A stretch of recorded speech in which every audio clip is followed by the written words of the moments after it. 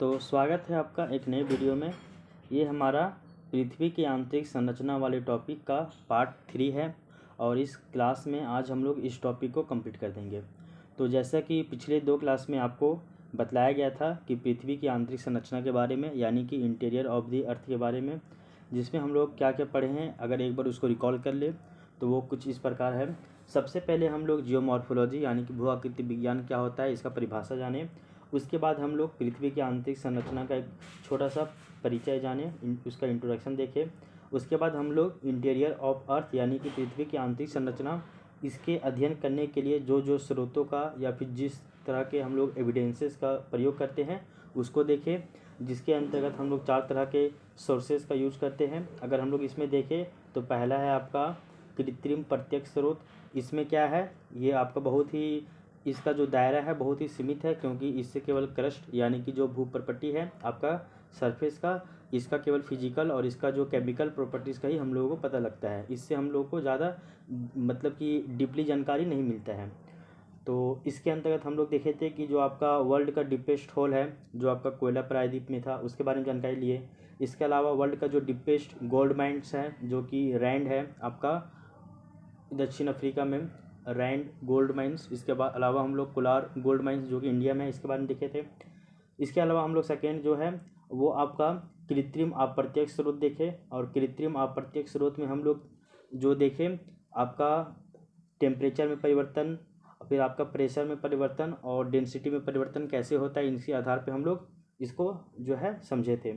उसके बाद फिर हम लोग प्राकृतिक प्रत्यक्ष स्रोत के बारे में देखें, और प्राकृतिक प्रत्यक्ष स्रोत में हम लोग 2 चीज़ पढ़े। एक आपका वोल्केनो पढ़े यानी कि ज्वालामुखी उद्गार, और दूसरा जो है वो आपका अर्थक्वेक के टाइम जो रिलीज होता है, अर्थक्वेक यानी कि भूकंप के दौरान या फिर भूकंप के बाद जो भी रेडॉन गैसेस रिलीज होती है, इसके माध्यम से भी हम लोग पृथ्वी की आंतरिक सतह में क्या है क्या नहीं है इसके बारे में जानकारी हम लोग जो है वो कलेक्ट करते हैं।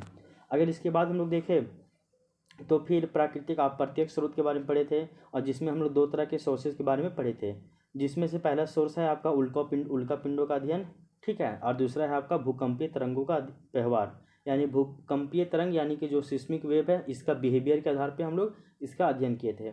और सबसे ज़्यादा अभी तक सबसे ऑथेंटिक अगर कोई सोर्स है वो आपका भूकंपीय तरंगों का व्यवहार ही है। इसी के आधार पे हम लोगों को एकदम पूरा एक्यूरेट जानकारी मिलता है, लगभग मोर और लेस लगभग सही ही मिलता है पृथ्वी की आंतरिक सतह के बारे में, ठीक है।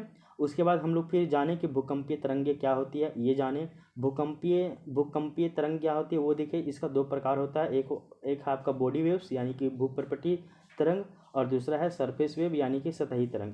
बॉडी वेव को 2 भागों में बांटा जाता है, प्राथमिक तरंग और द्वितीयक तरंग में, यानी प्राइमरी वेव और सेकेंडरी वेव। प्राइमरी वेव को साउंड वेव भी कहा जाता है और सेकेंडरी वेव को जो है वो लाइट वेव भी कहा जाता है। इसके अलावा सेकेंड जो है आपका सरफेस वेव, तो सरफेस वेव को ना वो लंबी दूरी तय करता है, इसलिए इसको हम लोग लॉन्ग वेव भी कहते हैं, यानी कि दीर्घ तरंग भी इसको कहते हैं, ठीक है। यहाँ तक आपको पता चल गया है।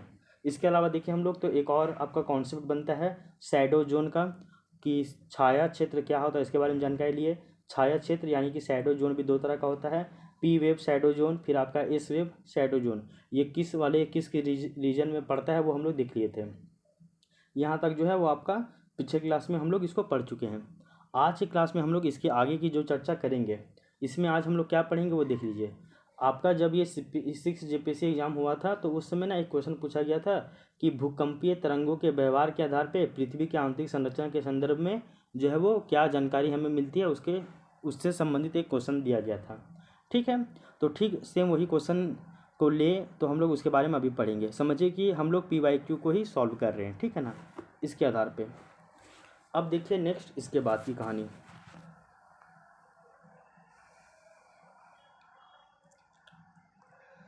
तो टॉपिक क्या है कि भूकंपीय तरंगों के व्यवहारों के आधार पे पृथ्वी की आंतरिक संरचना के संदर्भ में निम्नलिखित अनुमान या फिर निष्कर्ष निकाला जा सकता है। तो किसके आधार पे, तो आपका जो भूकंपीय तरंग है इसके व्यवहारों के आधार पे पृथ्वी की आंतरिक संरचना के लिए हम लोग कुछ अनुमान लगाते हैं। उसके संदर्भ में वो क्या अनुमान है क्या नहीं है उसके बारे में हम लोग देखते हैं आज की क्लास में, ठीक है। तो देखिए, तो सबसे पहले हम लोग पहला अनुमान है कि पी वेव यानी कि प्राथमिक तरंग, प्राइमरी वेव छाया यानी कि प्राइमरी वेव शैडो जोन या प्रमाणित करता है क्या प्रमाणित करता है वो देख लीजिए कि पी वेव छाया क्षेत्र यह प्रमाणित करता है कि पृथ्वी का आंतरिक कोर क्या है, ठोस अवस्था में है, क्योंकि पी वेव की गति 5100 किलोमीटर से लेकर 63-71 किलोमीटर के मध्य में सर्वाधिक पाई जाती है। अब देख लीजिए, अभी आपको बताया गया था कि जो पी वेव है उसको हम लोग साउंड वेव कहते हैं, और साउंड वेव का जो स्पीड है वो सॉलिड में ज़्यादा होता है, ठीक है। तो अचानक क्या होता है ना कि हमारे पृथ्वी के भीतर जब हम लोग 6100 किलोमीटर की गहराई में पहुंचते हैं तो वहां से लेकर 6371 किलोमीटर जो कि आपका पृथ्वी का केंद्र है वहां तक जो पी वेव का जो स्पीड है बहुत ज़्यादा स्पीड बढ़ जाता है। इससे हम लोगों को पता चलता है कि ये जो है वो आपका ठोस अवस्था में है आंतरिक कोर। अगर हम लोग ये मान ले ये आपका, ठीक है, ये आपका पृथ्वी है, तो पृथ्वी का ऊपर में देखिएगा तो यहाँ मान लीजिए ये है आपका क्रस्ट, ठीक है, ये है आपका क्रस्ट। यहाँ पे देखिएगा तो ये है आपका मेंटल, ठीक है, ये है मेंटल, और इसके भीतर में भी देखिएगा तो आप पाइएगा कि ये जो है वो आपका है कोर है। कोर का भी दो भाग है, क्या क्या वो देख लीजिए, एक है आंतरिक कोर, एक है आपका बाह्य कोर। तो जो आपका आंतरिक कोर है वो आपका ठोस अवस्था में है, जबकि जो बाहरी कोर है ये मान लीजिए ऐसा, ये ऐसा, ये है आंतरिक कोर और ये है पूरा आपका बाह्य कोर। तो आंतरिक कोर जो है वो आपका ठोस है, जबकि बाह्य कोर जो है वो आपका लिक्विड फेज में है, ऐसा, ठीक है ना। तो वही पी वेव से ये जानकारी हम लोगों को मिलता है। दूसरा देख लीजिए, इससे यह प्रमाणित होता है कि पृथ्वी का आंतरिक कोर अत्यधिक घनत्व वाले पदार्थों से बना हुआ है। अब यहाँ पे ठोस मिल रहा है तो इसका मतलब है कि आंतरिक कोर ठोस है। इस कारण हम लोग ये जानकारी मिलता है कि पृथ्वी का जो आंतरिक कोर है वो आपका अत्यधिक घनत्व वाले पदार्थों से मिला है, क्योंकि अगर डेंसिटी हाई है इसीलिए तो वो सॉलिड है ना भाई, इसलिए। आगे देख लीजिए फिर, पी वेव एवं एस वेव छाया क्षेत्र से प्रमाणित होता है कि पृथ्वी का बाह्य कोर तरल अवस्था में है, जहां एस वेव छाया क्षेत्र के द्वारा बाह्य कोर की बाहरी सीमा का सीमांकन किया जाता है, क्योंकि 2900 किलोमीटर की गहराई के बाद द्वितीयक तरंगें जो है वो विलुप्त हो जाती हैं। कहने का अर्थ क्या है वो देख लीजिए, अभी बताया गया था कि जो आपका एस वेव है वो आपका लिक्विड में विलुप्त हो जाता है। क्यों हो जाता है? क्योंकि आपका 3 गो प्रक्रिया होता है, एक है प्रकीर्णन, एक है अपवर्तन और एक है विसरण। ये 3 प्रक्रिया के कारण जो है वो अपना डायरेक्शन से रिफ्लेक्ट हो जाता है, ठीक है ना। इसी कारण हम लोग देखते हैं कि आंतरिक कोर तो आपका ठोस है, लेकिन जो बाहरी कोर है वो आपका क्या है, वो आपका लिक्विड है। अब लिक्विड में प्राथमिक तरंग द्वितीयक तरंग पार नहीं होता है, वो रिफ्लेक्ट कर जाता है, अपने रास्ते से हट जाती है, वो विलुप्त हो जाता है, सिस्मोग्राफ में वो शो नहीं करता है। तो हम लोग समझते हैं कि वहाँ पे जो बाह्य कोर है वो कैसा है, तो बाह्य कोर जो है वो आपका तरल अवस्था में है। बस इस लाइन को याद रखिएगा, इतना पूरा याद करने की ज़रूरत नहीं है। अब देख लीजिए ऐसा कहाँ पे मिलता है, तो जब हम लोग 2900 किलोमीटर की गहराई में जाते हैं तब ऐसा जो कंडीशन हम लोग को देखने को मिलता है। आप इस वाली लाइन को याद रखिएगा, ठीक है। तो इससे देखिए 2 कहानी निकला, 2 क्या क्या निकला वो देख लीजिए। पी वेव छाया क्षेत्र ये प्रूव करता है कि पृथ्वी का जो आंतरिक कोर है वो ठोस है। 5100 किलोमीटर से लेकर 6371 किलोमीटर तक का एरिया जो है वो सॉलिड है। उसके बाद पी वेव और एस वेव शैडो जोन ये भी प्रूव करता है कि पृथ्वी का जो बाहरी कोर है वो आपका तरल अवस्था में है, क्योंकि 2900 किलोमीटर के बाद वो वहाँ पे विलुप्त हो जाता है, सिस्मोग्राफ में शो नहीं करता है। 2 कारण 2 ठो कॉन्सेप्ट देख चुके हैं। अब यहाँ पे थोड़ा सा बात और भी है, वो देख लीजिए आप क्या क्या है वो देख लीजिए।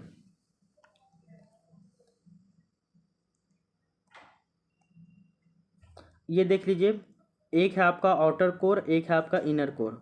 आउटर कोर जो है वो आपका, इनर कोर जो है वो आपका सॉलिड है, ठीक है ना, और आउटर कोर जो है वो आपका लिक्विड है, ठीक है ना। ये आपका आउटर कोर है वो आपका लिक्विड फॉर्म में है, इनर कोर जो है वो आपका सॉलिड फॉर्म में है, ठीक है ना।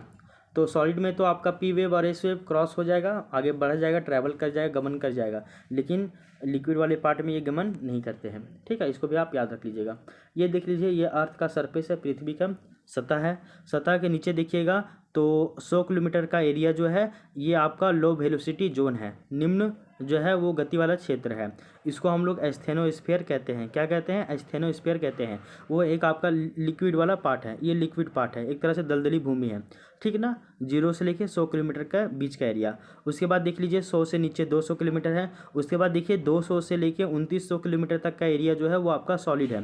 फिर 2900 से लेकर 5156 किलोमीटर तक का जो एरिया है वो आपका क्या है, वो आपका लिक्विड लेयर है। उसके बाद फिर 5100 से लेके 6371 किलोमीटर तक का जो एरिया है वो आपका क्या है, तो आपका सुपर सॉलिड है, मतलब बहुत ही ज़्यादा घना, वहाँ पे घना तो बहुत ज़्यादा है, घना है एकदम, तो इसलिए वो जो है वो भी सॉलिड है। तो ऐसा करके देखने को मिलता है। तो 100 से 200 किलोमीटर, 100 से 200 किलोमीटर, फिर 200 से 2900, फिर 2900 से 5156, 5156 से 6371, ये ऐसा करके याद रख लीजिएगा। कहाँ पे लो वेलोसिटी जोन है, कहाँ पे स्टेनोस्फीयर है। फिर आपका देखिएगा तो 200 से लेके 2900 तक सॉलिड है, 2900 से लेके 5156 तक आपका लिक्विड है, फिर 5156 से लेके 6371 तक आपका सुपर सॉलिड है। ये हम लोग कैसे जानकारी लिए हैं, आपका पी वेव के बिहेवियर के आधार पे हम लोग इस सब जानकारी हम लोग प्राप्त किए हैं। ठीक है, ये सब आप मैप बनाइएगा छोटा छोटा करके, तो आप बहुत ही बेहतर तरीके से जानकारी दे पाइएगा। यहाँ पे देख लीजिए एल वेव को हम लोग क्या कहते हैं, लॉन्ग वेव कहते हैं, और यही जो है वो आपका सेकेंडरी वेव है। तो एल वेव जो है यानी कि लॉन्ग वेव ओनली क्रस्ट की जानकारी देता है, किसका, तो क्रस्ट का जानकारी देता है। एस वेव यानी कि जो आपका सरफेस वेव, ये एस वेव यानी कि सेकेंडरी वेव जो है वो आपका क्रस्ट और मेंटल दोनों का जानकारी देता है। और जो आपका पी वेव है वो क्रस्ट, मेंटल और कोर तीनों का जानकारी देता है। तो सबसे बेहतर उपाय कौन लगाता है, तो पी वेव। ठीक है ना, तो P wave crust, mental, core का तीनों का जानकारी देता है। एस वेव केवल क्रस्ट और मेंटल का जानकारी देता है, और एल वेव केवल क्रस्ट का जानकारी देता है। ठीक है ना, आगे देख लीजिए। Note, S wave outer core यानी कि 2900 से किलोमीटर के बाद वो इंड हो जाता है, पहले ही समाप्त हो जाता है, देन वहाँ की जानकारी ये नहीं दे पाता है। अब लोग कोर की बात करें तो कोर होता है एक आउटर कोर, एक होता है इनर कोर। इनर कोर आपका ठोस है, सॉलिड है, और आउटर कोर आपका लिक्विड है। यहाँ तक ओनली पी वेव पहुँचेगा कोर तक, एस वेव जो है वो कोर तक पहुँचता ही नहीं है। तो आई होप ये वाला पॉइंट आपको हम समझा चुके हैं। अब देख लीजिए इसके आगे की सेकेंड बातें, इसके आगे की बातें जो है सो यहाँ देख लीजिए।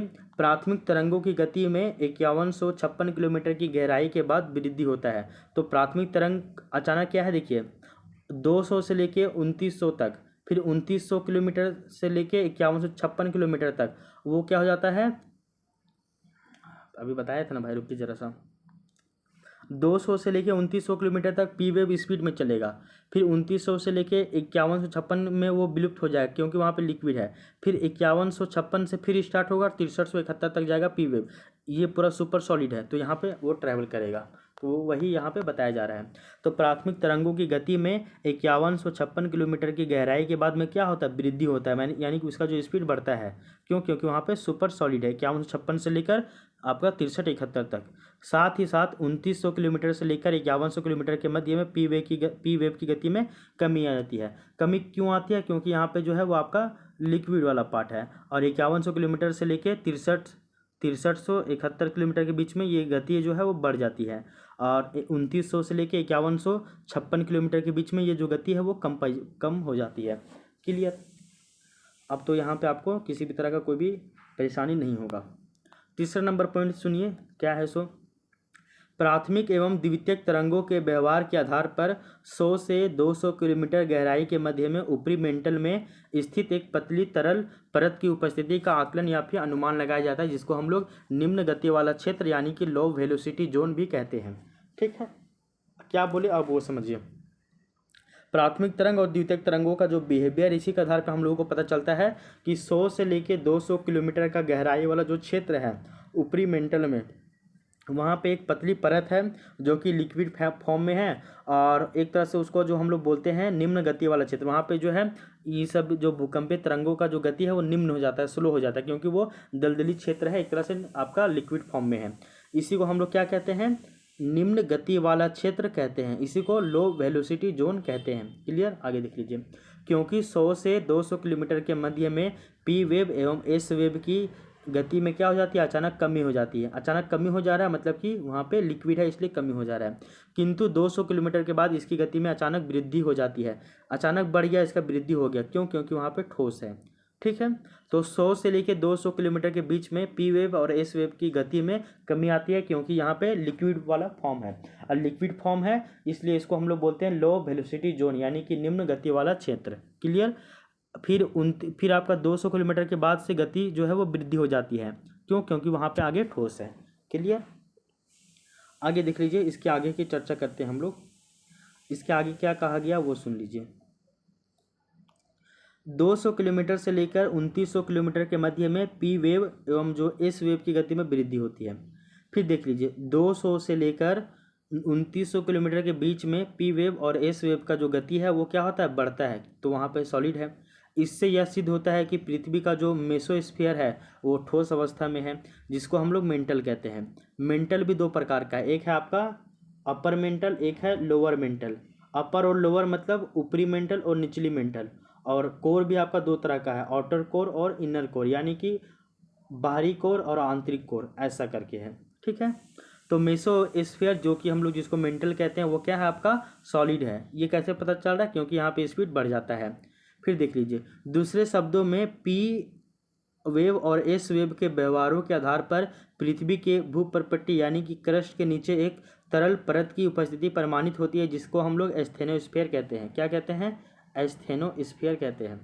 अब देख लीजिए 100 से 200 किलोमीटर के बीच में एक क्षेत्र है, उसको बोलते हैं निम्न गति वाला क्षेत्र, यानी कि लो वेलोसिटी जोन। क्या कहते हैं, निम्न गति वाला क्षेत्र यानी कि लो वेलोसिटी जोन। लेकिन मेंटल के ठीक ऊपर में एक और क्षेत्र मिलता है जिसको हम लोग बोलते हैं एस्थेनोस्फीयर। ये भी ठीक उसी तरह है, निम्न गति वाला क्षेत्र के जैसा ही। ठीक है ना, इसको भी याद रख लीजिएगा। मेंटल को ही मेसोस्फीयर भी कहा जा रहा है। 200 से लेकर 2900 किलोमीटर के बीच में मिलता है ये चीज़। अभी ये सब हम लोग एक फिगर में भी देख लेंगे, वहाँ से आपको ज़्यादा समझ में आएगा। ठीक है, आगे देख लीजिए।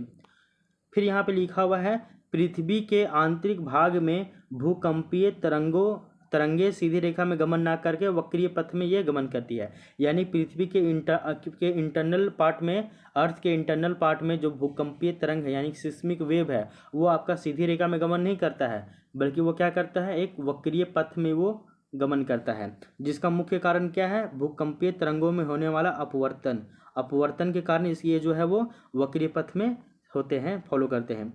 इससे यह सिद्ध होता है कि गहराई के साथ में घनत्व में भी वृद्धि होती है। इससे क्या सिद्ध हो रहा है कि जैसे जैसे गहराई बढ़ रहा है भैया, वैसे वैसे घनत्व में भी क्या हो रही है, वृद्धि हो रही है। ठीक है, आगे देख लीजिए। एक यहाँ पे वर्ड लिखा हुआ है, क्या क्या लिखा हुआ वो समझ लीजिए। यहाँ पे है लिथोस्फेयर, मिथोस्फेयर, फिर आपका है ये आपका बेरीस्फेयर। इन तीनों का मतलब क्या क्या होता है समझिए। लिथोस्फेयर को हम लोग क्रस्ट कहते हैं, मिथोस्फेयर को हम लोग मेंटल कहते हैं, और आपका बेरीस्फेयर को भी हम लोग कोर कहते हैं। तो अभी जो आपका मेसोस्फेयर या फिर मिथोस्फेयर जो बोला जा रहा है, ये इसी को ही बोला जा रहा है। ठीक है ना। और जब हम लोग प्लेट टेक्टोनिक पढ़ेंगे वहाँ पे हम लोग क्रस्ट कोर मेंटल नहीं पढ़ेंगे, वहाँ पे हम लोग पढ़ेंगे क्या क्या, तो लिथोस्फेयर, बेरीस्फेयर, आपका मिथोस्फेयर, मीसोस्फेयर, मिथोस्फेयर, ये सब पढ़ेंगे। ठीक ना, प्लेट टेक्टोनिक वाले क्षेत्र में। उसके बाद इसी को ही हम लोग जो है वो सियाल, सीमा, निफे भी कहते हैं। देखिए क्रस्ट में सिलिका और एल्युमिनियम ज़्यादा तो उसको बोलेंगे सियाल, मेंटल में सिलिका और मैग्नीशियम ज़्यादा तो उसको बोलेंगे सीमा, और कोर में निकेल और फेरस ज़्यादा तो उसको बोलेंगे निफे। तो तीन गो वर्ड याद रख लीजिएगा, क्या क्या बोल रहे, तीनों में कन्फ्यूजन नहीं होना है। लिथोस्फेयर को सियाल, लिथोस्फेयर को सियाल, और फिर उसी को क्रस्ट। फिर है मिथोस्फेयर को मेसोस्फेयर, उसी को सीमा, और उसी को मेंटल। फिर है आपका बेरीस्फेयर को कोर, और इसी को आपका निफे भी कहा जा रहा है। तीन तीन वर्ड ये एक ही जैसा है, इसमें आपको कन्फ्यूजन नहीं होना है। फिर नेक्स्ट जो है वो पॉइंट समझ लीजिए क्या है। सो नेक्स्ट पॉइंट है आपका क्या, वो देखिए भूकंपीय यानी कि सिस्मिक वेव्स के व्यवहार के आधार पे संपूर्ण पृथ्वी को 5 परतों में विभाजित किया जाता है। कितने परतों में, तो भूकंपीय तरंगों के आधार पे संपूर्ण जो पृथ्वी है इसको 5 भागों में हम लोग विभाजित करते हैं। ये भाग कौन कौन सा है वो देख लीजिए। एक ठोस भूपर्पट्टी यानी कि सॉलिड क्रस्ट, ठीक है। दूसरा एक तरल बाहरी मेंटल, एक है ठोस मेंटल, और एक है तरल बाहरी कोर, और एक है आपका आंतरिक कोर जो कि एक आपका ठोस है। ठीक है, आप देख लीजिए क्या क्या बोले हैं सो देख लीजिए। सबसे पहले मान लीजिए हम हाफ बना रहे हैं, वो आप पूरा फुल कर लीजिएगा। एक है आपका ये है आपका क्या, तो ये है आपका एक ठोस क्रस्ट। ये कैसा है, जो भूपर्पट्टी है क्रस्ट है वो कैसा है, ठोस है। इसके बाद देखिए नीचे में क्या क्या है सो। इसके बाद देख लीजिए आपका मेंटल है, मेंटल भी दो तरह का है, एक है आउटर मेंटल, एक है इनर मेंटल, नहीं आउटर इनर नहीं, एक है अपर मेंटल, एक है लोअर मेंटल। ये है आपका अपर मेंटल। अपर मेंटल जो है वो आपका तरल है, ठीक है। और ये है आपका इनर मेंटल, और इनर मेंटल जो है वो आपका ठोस है, ठीक है। उसके बाद अब आइए कोर में। कोर भी जो है वो आपका दो तरह का है, एक है आउटर कोर, वहाँ पे अपर मेंटल और लोअर मेंटल था, यहाँ पे आउटर कोर और इनर कोर होगा, बाहरी और आंतरिक, और वहाँ पे होगा ऊपरी और निचली, ठीक है। अब देख लीजिए, एक है आपका आउटर कोर जो कि लिक्विड में है, और एक है आपका इनर कोर जो कि सॉलिड में है, ठीक है। ऐसा क्लियर हो गया। अब देख लीजिए, 5 भागों में बांटे हम लोग पृथ्वी को 5 परतों में विभाजित किए किसके आधार पे, तो भूकंपीय तरंगों के आधार पे। ये वाला पार्ट जो है ऊपर वाला वो ठोस है, ठोस क्रस्ट है। उसके बाद ये सेकेंड वाला जो ये पार्ट है वो आपका ऊपरी मेंटल है, वो आपका कैसा है, तो आपका लिक्विड फॉर्म में है। नीचे जो है वो आपका निचली मेंटल है जो कि आपका ठोस है यानी कि सॉलिड है। उसके बाद ये आपका मतलब कि बाहरी मेंटल है, और ये आपका लिक्विड है, और ये आपका आंतरिक मेंटल, ये आंतरिक कोर है, और ये आपका बाहरी कोर जो कि लिक्विड है, और ये है आंतरिक कोर जो कि सॉलिड है। क्लियर, ये होना चाहिए, क्लियर हो जाना चाहिए, ठीक है। और ये हम लोग पांचवा भी आगे पढ़ेंगे, वहाँ से इसको फिर कनेक्ट कीजिएगा। तो ये सिस्मिक वेव के यानी भूकंपीय तरंगों के व्यवहार के आधार पर जानकारी मिला हम लोगों को। इसके अलावा देख लीजिए, फिर भूकंपीय तरंगों का व्यवहार पृथ्वी के आंतरिक भागों में पाए जाने वाले मिश्रित क्षेत्र या फिर संक्रमण क्षेत्र या फिर इसी को असंबद्धताओं यानी कि डिसकॉन्टिन्यूटी की भी उपस्थिति की भी जानकारी देती है। यानी कि इसी सिस्मिक वेव के बिहेवियर के आधार पे ही हम लोगों को क्या जानकारी मिलता है, इससे ही हम लोगों को जानकारी मिलता है कि पृथ्वी का जो आंतरिक भाग है यहाँ पे कुछ कुछ जो है वो मिश्रित क्षेत्र मिलते हैं, जिसको हम लोग संक्रमण क्षेत्र कहते हैं, इसी को हम लोग असंबद्धता कहते हैं, इसी को ही हम लोग डिसकॉन्टिन्यूटी भी कहते हैं। और ये क्या है, देखिए, दो परतों के मध्य स्थित में जो क्षेत्र है उसी को ही हम लोग जो है मिश्रित क्षेत्र या फिर संक्रमण क्षेत्र कहा जा रहा है, इसी को ही डिसकॉन्टिन्यूटी या फिर असंबद्धता भी कहा जाता है। दो परतों के बीच के क्षेत्र जो मिश्रित क्षेत्र है उसी को हम लोग असंबद्धता यानी कि डिसकॉन्टिन्यूटी कहते हैं। और इस तरह से अगर हम लोग देखा जाए तो हमारे पृथ्वी के भीतर में 5 तरह के असंबद्धता यानी कि डिसकॉन्टिन्यूटी मिलता है। कौन कौन है वो देख लीजिए। पहला है आपका कोनार्ड असंबद्धता यानी कि डिसकॉन्टिन्यूटी, दूसरा है मोहरोविक डिसकॉन्टिन्यूटी, तीसरा है रेपिटी डिसकॉन्टिन्यूटी, चौथा है गुटेनबर्ग डिसकॉन्टिन्यूटी, और पांचवा है आपका नेहमैन डिसकॉन्टिन्यूटी यानी कि असंबद्धता, ठीक है। यहाँ पे देख लीजिए, ये इसको बताया गया, इससे आप समझ लीजिएगा। सबसे पहले आपका भूपर्पट्टी यानी कि क्रस्ट, उसके नीचे है आपका मेंटल, और उसके नीचे में है आपका कोर, ठीक है। क्रस्ट को भी 2 भागों में बांटा गया है, एक है आपका महाद्वीपीय क्रस्ट, एक है आपका महासागरीय क्रस्ट, ठीक है। महाद्वीपीय क्रस्ट जो है वो 50 किलोमीटर ऊंचा होता है या मोटा होता है महासागरीय क्रस्ट से, ठीक है। महाद्वीपीय क्रस्ट जो है यानी कॉन्टिनेंटल जो क्रस्ट है वो आपका जो है वो उसको हम लोग ग्रेनाइटिक क्रस्ट कहते हैं, और जो सागरीय क्रस्ट है इसको हम लोग बेसाल्टिक क्रस्ट भी कहते हैं। क्लियर। तो क्रस्ट 2 भागों में, एक है आपका ओशियानिक क्रस्ट और एक आपका कॉन्टिनेंटल क्रस्ट, 2 हो गया। फिर मेंटल भी आपका 2 प्रकार का, एक है आपका ऊपरी मेंटल और एक है आपका निचली मेंटल। ऊपरी मेंटल को अपर मेंटल और निचली मेंटल को लोअर मेंटल कहते हैं। फिर कोर भी आपका 2 प्रकार का, एक है बाहरी कोर और एक है आंतरिक कोर यानी कि आउटर कोर और आपका इनर कोर। फिर यहाँ पे देख लीजिए, महाद्वीपीय क्रस्ट जो है वो आपका एकदम सॉलिड वाला पार्ट है। महासागरीय क्रस्ट जो है वो आपका लिक्विड वाला पार्ट है जिसको हम लोग लो वेलोसिटी जोन या फिर एस्थेनोस्फीयर भी कह दे रहे हैं।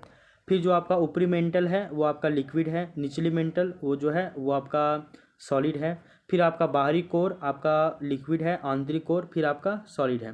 क्लियर, यहाँ तक इसमें दिक्कत नहीं होना चाहिए। अब देख लीजिए, क्रस्ट और मेंटल के बीच में मोहरोविक डिसकॉन्टिन्यूटी मिलता है, और मेंटल और कोर के बीच में गुटेनबर्ग डिसकॉन्टिन्यूटी मिलता है। क्लियर।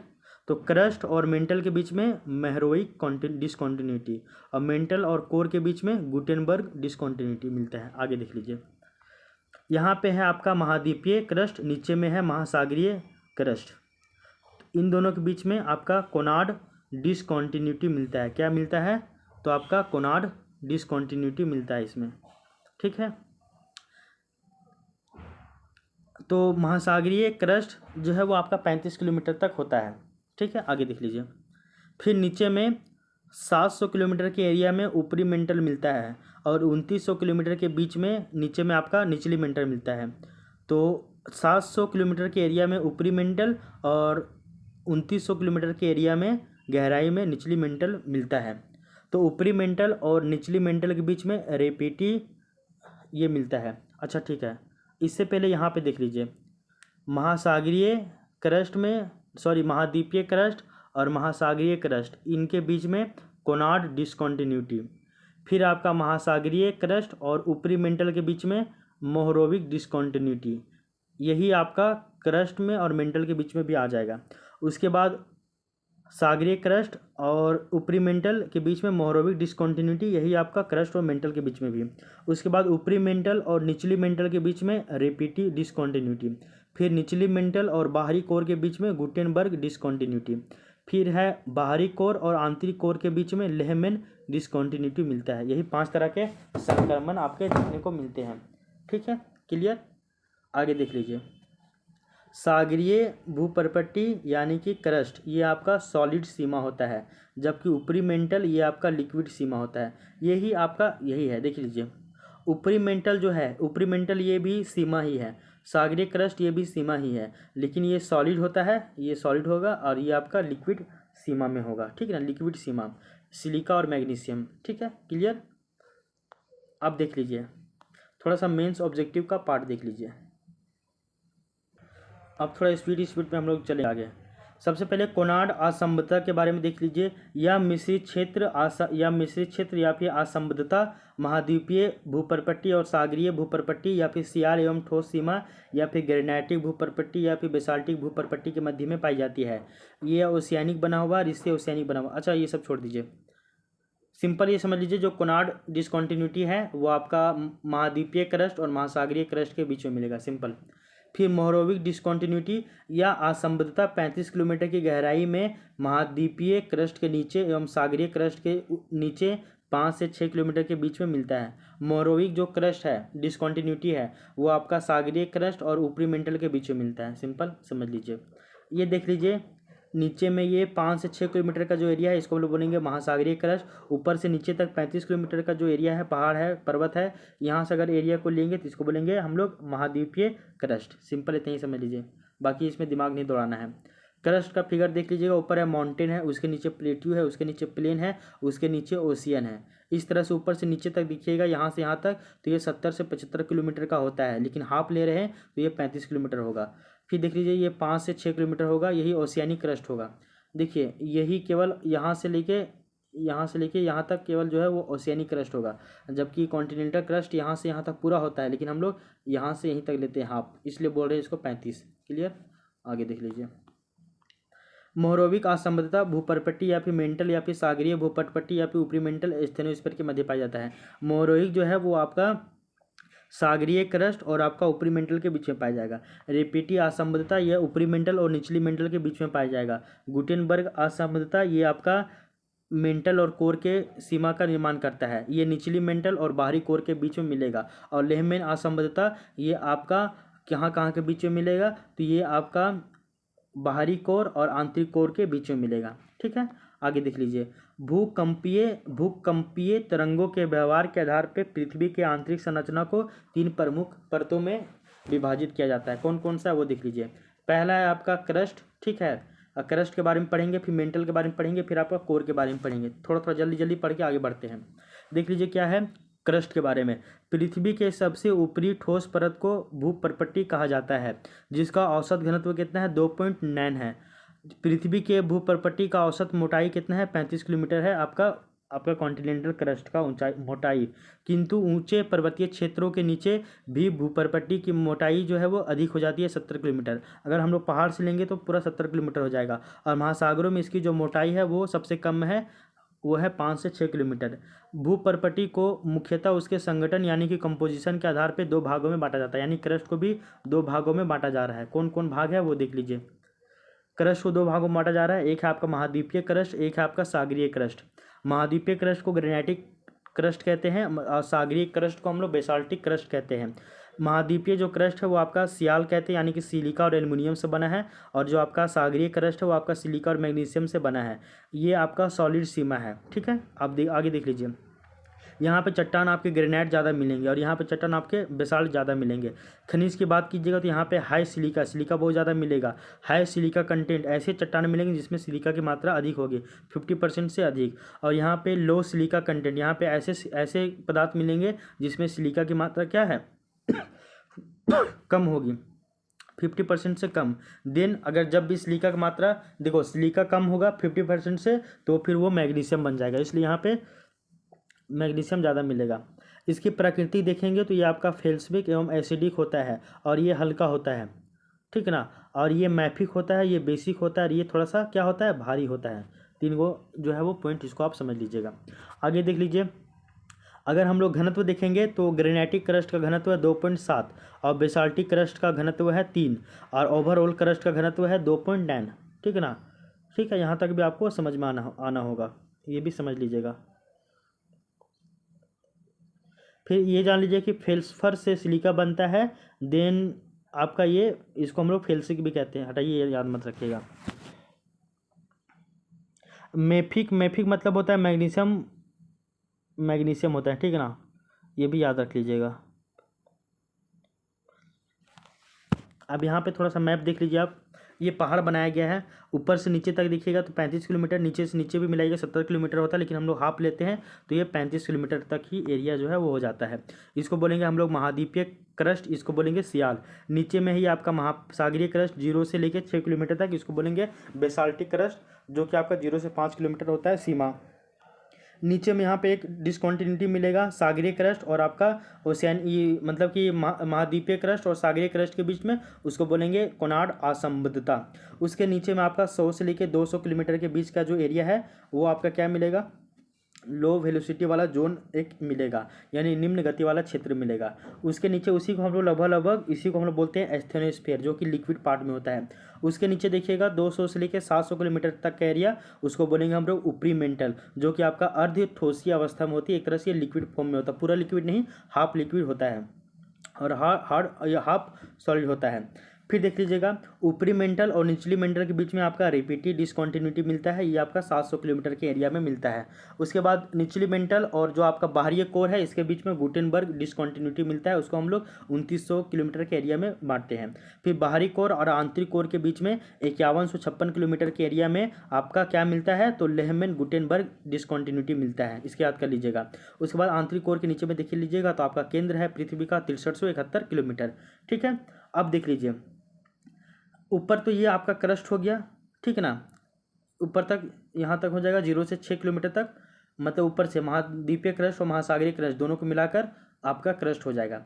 फिर आपका यहाँ से लीजिएगा 6 किलोमीटर से लेकर 2900 किलोमीटर तक का जो एरिया है उसको बोलेंगे मेंटल, यानी कि सीमा। ऊपर है सियाल, फिर नीचे सीमा। फिर 2900 किलोमीटर से लेकर 6371 किलोमीटर तक का एरिया जो है उसको बोलेंगे कोर, यानी कि निफे, ठीक है, यहाँ तक हो गया। बाह्य कोर में पृथ्वी को चुंबकीय क्षेत्र भी कहा जाता है, इसको बाह्य कोर को, यहाँ पे मैग्नेटोस्फीयर ऑफ द अर्थ इसको कहा जाता है, ठीक ना, ये भी आपको याद रखना चाहिए। तो आई होप ये वाला जो पॉइंट है आपका क्लियर हो गया होगा। ये आपका पूरा पहाड़ है, यानी कि ग्रेनाइट का बना हुआ, इसको बोलेंगे आपका कॉन्टिनेंटल क्रस्ट, और नीचे में ये पानी में है 0 से 6 किलोमीटर, इसको बोलेंगे महासागरीय क्रस्ट। क्लियर, ये मैप को आप बार बार ध्यान में रखिएगा अपने ऊपर। तो 0 से 6, फिर 200 से 100 से 200 किलोमीटर, फिर 200 से 700 किलोमीटर, 700 से 2900, 2900 से 5156, लास्ट में 6371 किलोमीटर, इसको आप देख लीजिएगा। अब देखते हैं हम लोग महाद्वीपीय क्रस्ट और महासागरीय क्रस्ट के बारे में थोड़ा पॉइंट जानकारी लेते हैं। पृथ्वी के सबसे ऊपरी ठोसीय परत को महाद्वीपीय भूपर्पटी यानी कि क्रस्ट कहा जाता है, जो कि सिलिका और एल्युमिनियम का बना होता है, इसलिए इसको हम लोग जो है क्या बोलते हैं, सियाल कहते हैं। जिसमें मुख्यतः ग्रेनाइट और आपका एंडीसाइट चट्टानों से निर्मित है। यहाँ पे ग्रेनाइट मिलेगा और एंडीसाइट चट्टान भी मिलेगा। इस कारण महाद्वीपीय भूपर्पट्टी को ग्रेनाइटिक भूपर्पट्टी भी कहा जाता है।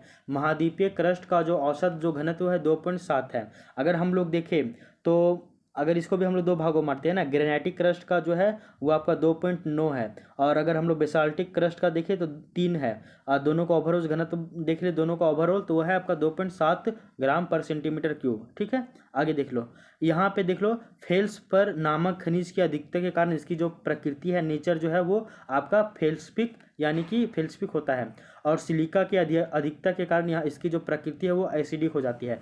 तो फेल्सपर की अधिकता के कारण इसकी प्रकृति, नेचर इसका फेल्सपिक, और सिलिका की जो है वो अधिकता के कारण इसका जो प्रकृति है वो अम्लीय यानी कि एसिडिक हो जाता है। सियाल से निर्मित होने के कारण यह सापेक्षिक रूप से हल्की होती है। सियाल से बना है, सिलिका और एल्युमिनियम से, इसलिए ये थोड़ा हल्का होगा। महाद्वीपीय भूपर्पट्टी की मोटाई पर्वतीय क्षेत्रों में अधिक होती है एवं तटीय क्षेत्रों में सबसे कम पाई जाती है। पर्वतीय क्षेत्रों में लगभग ये 70 किलोमीटर तक हो जाता है, और पर्वतीय क्षेत्र और ये क्या बोलते तटीय क्षेत्रों में ये 0 से लेके 6 किलोमीटर तक ही रह जाता है मात्र। आगे देख लीजिए, एक बार निर्मित होने के बाद भविष्य में कभी भी इसका विनाश नहीं हो सकता है। अगर एक बार ये चट्टान बन गया, एक बार ये क्रस्ट बन गया, तो इसको भविष्य में कभी इसका विनाश होगा ही नहीं। आगे देख लीजिए, एंडीसाइट रॉक से जो है वो आपका एंडीज पर्वत का नाम पड़ा है। ठीक ना, तो हम लोग बोलते हैं एंडीज पर्वत, तो आपका एंडीसाइट चट्टान के कारण ही उसका जो नाम है वो एंडीज पर्वत पड़ा है। तो ये है आपका महाद्वीपीय क्रस्ट, इसके बारे में आपको आई होप समझ में आ गया होगा। अब देख लीजिए महासागरीय क्रस्ट के बारे में। इसका जो निर्माण है वो आपका ठोसीय सीमा से हुआ है। किससे हुआ है? ठोसीय सीमा से, सिलिका और मैग्नीशियम से। बेसाल्ट नामक चट्टान से निर्मित होने के कारण इसको हम लोग बेसाल्टिक भूपर्पट्टी यानी कि बेसाल्टिक क्रस्ट भी कहते हैं। यहाँ पे मैग्नीशियम की अधिकता के कारण इसकी जो प्रकृति है वो आपका मेफिक है। वहाँ पे आपका फेल्सपर की अधिकता के कारण उसकी जो प्रकृति थी आपकी फेल्सपिक, और सिलिका की अधिकता के कारण उसका प्रकृति था एसिडिक। इसका जो मैग्नीशियम की अधिकता के कारण इसकी प्रकृति मैफिक हो जाएगी, और ये क्षारीय हो जाएगा, और ये भारी भी हो जाएगा, वो हल्का था।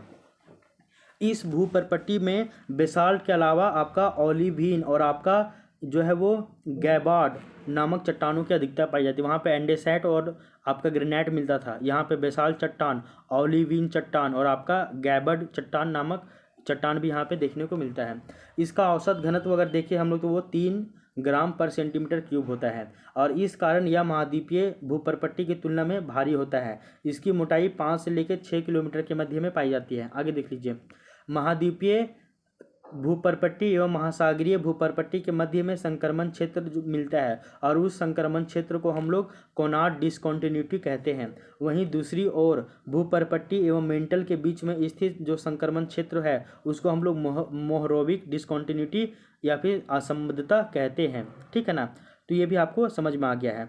तो क्या बोले हम कि देख लीजिए, ओशियानिक क्रस्ट और आपका ये कॉन्टिनेंटल क्रस्ट के बीच में जो डिसकंटिन्यूटी मिल रहा है उसको बोलेंगे कोनार्ड डिसकंटिन्यूटी। वहीं जो आपका क्या बोलते हैं क्रस्ट और मेंटल के बीच में जो डिसकंटिन्यूटी मिल रहा है उसको हम लोग बोलेंगे मोहरोविक डिसकंटिन्यूटी। क्लियर? आगे देख लीजिए, यह हो गया आपका क्रस्ट। क्रस्ट के बाद आइए मेंटल के बारे में जानकारी लेते हैं। मेंटल क्या है क्या नहीं। सो क्रस्ट को 2 भागों में बांट के पढ़े, ये ओशियानिक क्रस्ट और आपका ये कॉन्टिनेंटल क्रस्ट। आगे देख लीजिए, मेंटल का विस्तार जो है वो आपका मोहरोविक असंबद्धता यानी कि मोहरोविक डिसकंटिन्यूटी यानी कि 35 किलोमीटर से लेके गुटेनबर्ग डिसकंटिन्यूटी जो कि 2900 किलोमीटर तक है, इसके मध्य में पाया जाता है। यानी कि 35 किलोमीटर से लेके 2900 किलोमीटर के बीच का जो एरिया है उसको हम लोग मेंटल कहेंगे। यानी कि मोहरोविक डिसकंटिन्यूटी से लेकर गुटेनबर्ग डिसकंटिन्यूटी के बीच वाला जो क्षेत्र है उसको हम लोग मेंटल कहते हैं। इसका निर्माण सिलिका, मैग्नीशियम और ओलिविन जैसे भारी पदार्थों से हुआ है। सिलिका है, मैग्नीशियम है और आपका ओलिविन जैसे भारी पदार्थों से हुआ है। इस कारण मेंटल में पाए जाने वाले चट्टानों का जो घनत्व है वो सापेक्षिक रूप से अधिक पाया जाता है। तो मेंटल में जो भी मतलब कि चट्टान मिलेंगे उसका घनत्व क्या होगा? उसका घनत्व ज़्यादा होगा, सापेक्षिक रूप से अधिक होता है। तथा मेंटल में गहराई में वृद्धि होने पर चट्टानों के घनत्व में भी वृद्धि होती है। तो जैसे जैसे गहराई में वृद्धि होगा वैसे वैसे चट्टानों के घनत्व में भी क्या होगी? वृद्धि होगा। आगे देख लीजिए, चट्टानों के घनत्व एवं अवस्था के आधार पर मेंटल को 2 भागों में बांटा जाता है। एक है ऊपरी मेंटल और एक है निचली मेंटल। तो मेंटल को भी 2 भागों में बांटे हैं हम लोग। कैसे कैसे बांटे हैं? तो घनत्व के आधार पे और पदार्थों की अवस्था के आधार पे हम लोग इसको 2 भागों में बांटे हैं। एक है ऊपरी मेंटल और एक है निचली मेंटल। दोनों के बारे में एक एक करके देख लेते हैं।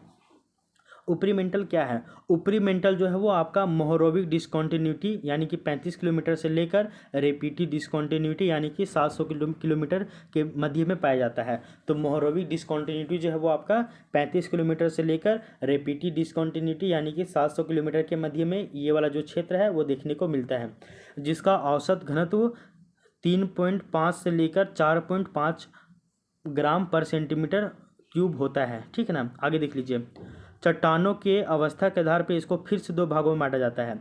तो ऊपरी मेंटल और निचली मेंटल, ये तो आपका मेंटल को बांटे हैं। अब ऊपरी मेंटल को भी दो भागों में बांटते हैं हम लोग चट्टानों की अवस्था के आधार पे। एक है स्टेनोस्फीयर और दूसरा है आपका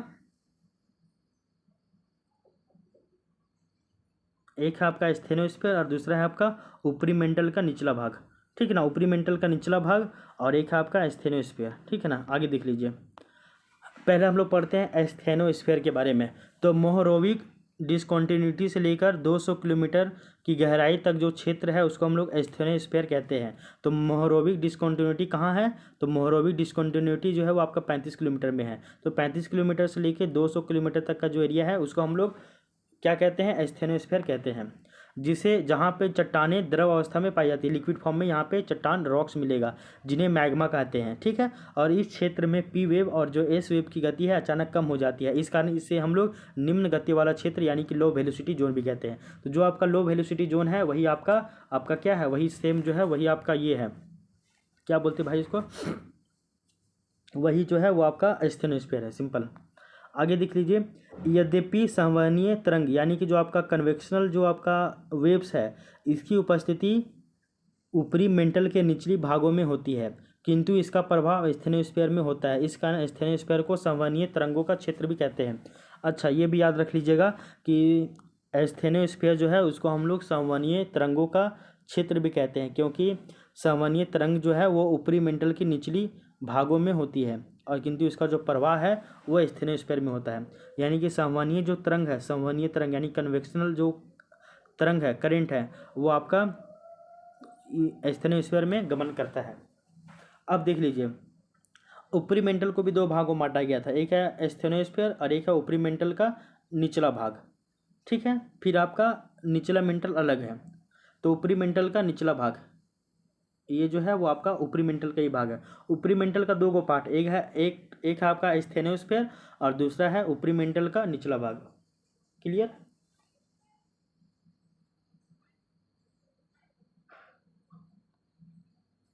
आगे देख लीजिए, इसे संक्रमणीय ऊपरी मेंटल भी कहा जाता है। इसको हम लोग क्या कहते हैं? संक्रमणीय ऊपरी मेंटल भी कहते हैं, क्योंकि ये ट्रांजिशन वाला एरिया होता है जो कि 200 किलोमीटर से लेकर 700 किलोमीटर के मध्य में स्थित होता है, जहां चट्टानें अर्ध ठोसी अवस्था में या फिर इलास्टिक प्लास्टिक लेयर में पाई जाती है। इलास्टिक प्लास्टिक लेयर में चट्टानें मिलती है, यानी कि एक तरह से आटा जो होता है ना, आटा गूथा हुआ आटा कैसे होता है, वो ना सॉलिड है ना लिक्विड है, गूथा हुआ रहता है ना आटा, तो उसी आटा के जैसा ये होता है।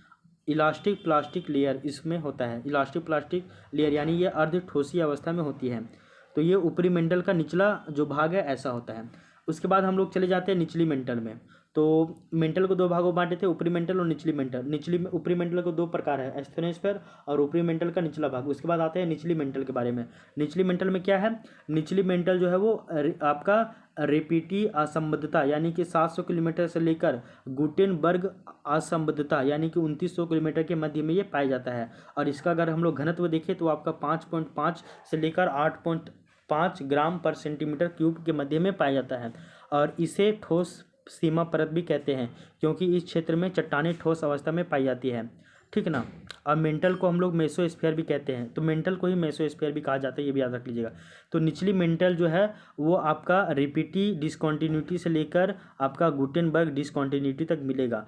निचली मेंटल आपका 700 किलोमीटर से लेकर 2900 किलोमीटर के मध्य मिलेगा। और यहाँ पे जो चट्टानें हैं वो आपका सॉलिड अवस्था में मिलेगी। और मेंटल को हम लोग मेसोस्फीयर भी कहते हैं, बस इतना ही याद रखिएगा। तो मेंटल के बारे में भी आपका जानकारी मिल गया है। अब हम लोग मेंटल के बाद जो है वो आपका एक आपका लास्ट बच रहा है और वो है आपका कोर। तो अब केवल हम लोग कोर के बारे में जानकारी लेते हैं। ये तो तुरंत हो गया भाई, हम लोग इसमें घबरा रहे थे ना, तुरंत हो गया। अब देख लीजिए कोर के बारे में। कोर क्या है वो देख लीजिए। कोर को नीफे यानी कि आपका निकेल और फेरस, या फिर इसी को हम लोग बेरी स्फीयर भी कहते हैं। अभी बताया गया था लिथोस्फीयर, मेसोस्फीयर और आपका बेरी स्फीयर, ये बताया गया था। तो इसको हम लोग निफे या फिर बेरीस्फीयर भी कहते हैं, जो कि आपका गुटेनबर्ग डिसकंटिन्यूटी से लेकर पृथ्वी की केंद्र यानी कि 6371 किलोमीटर के एरिया तक ये पाया जाता है। इसमें मुख्यतः भारी तत्व मिलते हैं, कोर में भारी भारी तत्व मिलेंगे, जैसे कि nickel, ferrous, gold, silver, cobalt इत्यादि।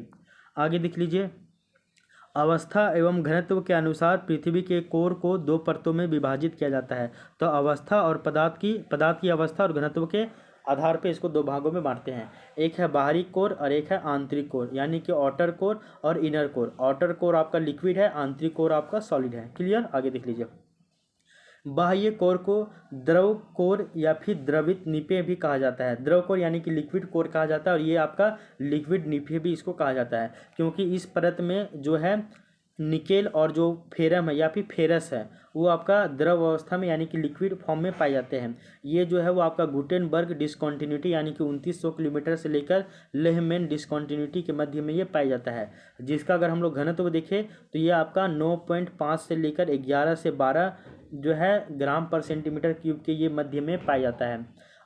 इसको हम लोग जो है यानी कि जो आपका आउटर कोर है इसी को हम लोग पृथ्वी का चुंबकीय क्षेत्र भी कहते हैं, यानी कि magneto sphere of the earth, ये भी हम लोग कहते हैं पृथ्वी का चुंबकीय क्षेत्र। इसके बाद आता है आपका आंतरिक कोर। आउटर कोर के बाद आपका आता है आंतरिक कोर। आउटर कोर में जो है वो आपका लिक्विड फॉर्म में रहेगा निफे, और आंतरिक कोर में आपका सॉलिड फॉर्म में रहेगा निफे। तो इसको हम लोग ठोस निफे कहते हैं, जो लेहमैन डिसकंटिन्यूटी से स्टार्ट होता है और ये पृथ्वी के केंद्र यानी कि 6371 किलोमीटर के मध्य में चला जाता है। और इसका जो औसत घनत्व है वो आपका 13 से लेकर 13.5 ग्राम पर सेंटीमीटर के पर सेंटीमीटर क्यूब के मध्य में पाया जाता है। और इसका जो निचली कोर या फिर इसी को हम लोग बोलते हैं आंतरिक कोर का जो तापमान है वो लगभग आपका 6000 डिग्री सेंटीग्रेड है। कितना है? तो 6000 डिग्री सेंटीग्रेड है, इतना ज़्यादा होता है इसका तापमान। ठीक है ना? तो इस बात को भी याद रख लीजिएगा। तो यहाँ तक हम लोग इसको कंप्लीट कर लिए हैं।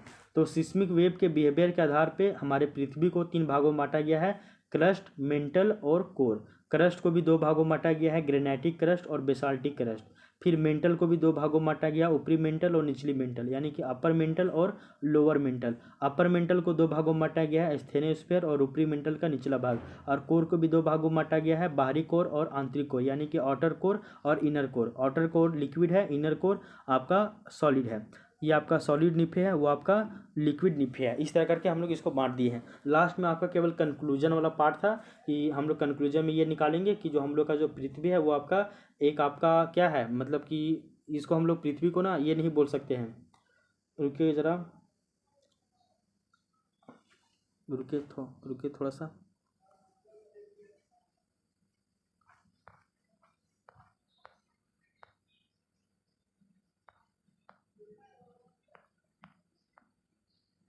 हाँ, तो हम लोग ये निष्कर्ष निकलता है कि पृथ्वी जो है वो हमारा एक मोनोलिथ नहीं है, बल्कि ये क्या है, एक प्रज्ञात चट्टान है, जिसका जो प्रॉपर्टीज है, जिसका जो गुण है वो अलग अलग जगह पे अलग अलग होता है, क्योंकि अलग अलग चट्टानों से मिलकर बना हुआ है ना, इस कारण से।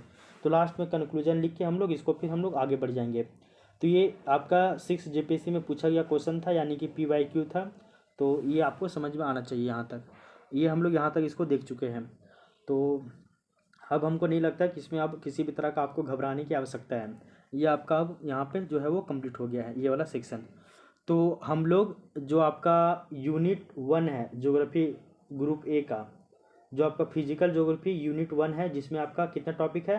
पहला टॉपिक है पृथ्वी की उत्पत्ति और विकास, ये टॉपिक सर नहीं पढ़ाए हैं। दूसरा टॉपिक है पृथ्वी का अंतराल, यानी कि पृथ्वी की आंतरिक संरचना। इस टॉपिक का हम लोग कीवर्ड भी हम लोग पढ़ चुके हैं, और इस टॉपिक का हम लोग पूरा डिटेल से नोट्स भी हम लोग पढ़ चुके हैं। इसके बाद हम लोग वेगनर का महाद्वीपीय प्रभाव सिद्धांत पढ़ेंगे, उसके बाद प्लेट टेक्टोनिक पढ़ेंगे, फिर हम लोग ज्वालामुखी पढ़ेंगे, फिर हम लोग भूकंप पढ़ेंगे, और सुनामी हम लोग नहीं पढ़ेंगे, सुनामी को स्किप कर देंगे और आगे बढ़ जाएंगे। तो देख लीजिए, इस तरह से आपका जो है वो हम लोग आगे बढ़ते जाएंगे। तो फिर मेरे को नहीं लगता कि आपको फिर किसी भी तरह का परेशानी होगा। ठीक है ना?